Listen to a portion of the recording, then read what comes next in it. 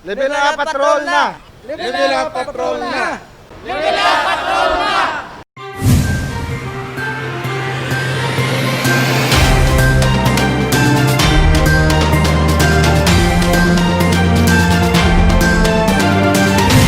Duha ka mga taytay ginbutangan sang matahom nga mga LED lights kag mga solar lights iga-install sa pila ka mga dalan sa syudad sang Iloilo. Sa una nga bulan sang 2021, nangin masako na ang mga empleyado sang Iloilo City Engineers Office sa pagpahamtang sa mga light emitting diode o kon LED lights sa duha ka mayor nga taytay sang syudad sa Benigno S. Aquino Avenue sa Mandurriao kag Halandoni Bridge sa Esplanade 4. Ang LED light human sa aluminum alloy nga nagdugang pa sa katahom sa mga taytay kag mga esplanade. Iyan ikaw una ka kumpanya nga nag-donate sa aton. So ginuna ang Benigno Aquino Bridge kay tungod niya lapit sa kung diin ka man makadto makita mo sa Esplanade 1 and 2 makita mo sa gyapon. Kadto ka sa Esplanade 4 makita mo sa. Kung magkadto sa Esplanade 3 ang view makita mo gid sang ang taytay. So nakita man sang una nga kung may suga nga sa under sa bridge ang impact bla sa akong gabi nga makita gid ang view sang Iloilo City. Subong pa lang madamo na ang nagdayaw sa matahom nga mga taytay.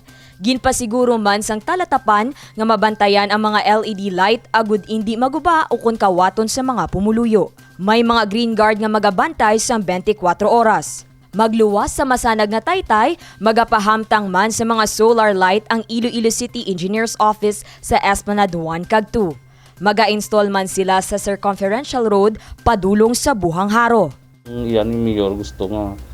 Siyempre, it's because kung mag-burn out, may alternative tayo gyapon nga suga. Nga at least ang dalan, hindi gyabla magdulom. Kaya may alternative nito nga may solar lights sa gyapon. Nga bisan wala sang power sa electricity, may supply man gyapon sang suga nga sa dalan. Naglabot sa 200 ka solar lights ang iga-install tanan sang City Engineers Office. Dane Raffles para sa Level Up Patrol. Kapin 200 ka mga compliance officers ang padayon nga iga-deploy sa mga barangay subong nga 2021 agud masiguro nga ginaobserba ang mga minimum health protocols. Sa pagsulod sang business one-stop shop sa mga mall sang Enero 4, nag-deploy man sa mga personnel ang compliance team sang Iloilo City. Iniagod masiguro nga ginasunod ang mga minimum health protocol, partikular ang paggamit sang face shield o kon eye protector kag physical distancing. Subong at 2021, padayon ang compliance team sa pagpasiguro nga ginasunod ang mga pagsulundan samtang yara sa modified general community quarantine ang syudad. Kapin 200 ka mga personnel ang ginpang-deploy sa mga barangay. Para sa head sang compliance team, dako ang papel sa mga compliance officers sa barangay. Base sa datos, humalin Hulyo tubtob Enero 4 subong nga tuig, nakalabot sa 6,706 ang nagkaladakpan nga violators. 5 sa mga ini ang napasakaan sang kaso. Apang mas madamo ang nagpili nga magbulig sa beautification program sang Iloilo City Government. Humalin Oktubre tubtob Disyembre 31 tuig 2020, nagdangat sa 83 ang nagpili sang community service, samtang ang iban nagbayad sang multa. Kay ang tanan nga mga naga-community service, dito namon ginahatag sa beautification for them to do community service. Ang inaobra, maninlo sang mga esplanade, magtanom sang sa mga bulak dira sa aton esplanade diri sa siyudad sang Iloilo. So damo ang kay siyempre nagano man sila nga hindi sila kabayad.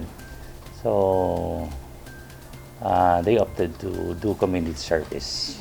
Sa datos sang compliance team sa distrito sang Molo, ang Barangay Kalumpang ang may pinakamadamo nga violators na nagdangat sa 85. Sa Lapuz, Barrio Obrero ang may pinakamadamo nga violators na nagdangat sa 15. Sa Arevalo, Suok ang may pinakamadamo nga violators nga nagdangat sa 86. Sa City Proper, Rizal Palapala 2 ang nagpanguna nga may 25 ka mga violators. Sa La Paz District, Baldosa ang may madamo nga naglapas nga nagdangat sa 27. Sa Mandurriao, Bulilaw ang top notcher nga may 67 ka violators. Kag sa Harod District, Sambag ang may pinakamadamo nga nagdangat sa 18 ka mga violators. Gani subong nga 2021, padayon man ang pila sang compliance team sa publiko. We will continue to go around the barangays, 180 barangays, to implement the same, the minimum health standard protocols for non-wearing of face mask and eye shield and physical distancing. And so we will still be doing what we are doing for the last year, 2020. And I hope the people will cooperate with us, and because the cases here in Iloilo City have dropped to 76%, and we should sustain it and make it more higher in dropping sa COVID cases naton. Kani sa pagsulundan sa aton nga ordinansa, sa mando sa atong pinalangga nga mayor, maging disiplinado kita, responsable para sa aton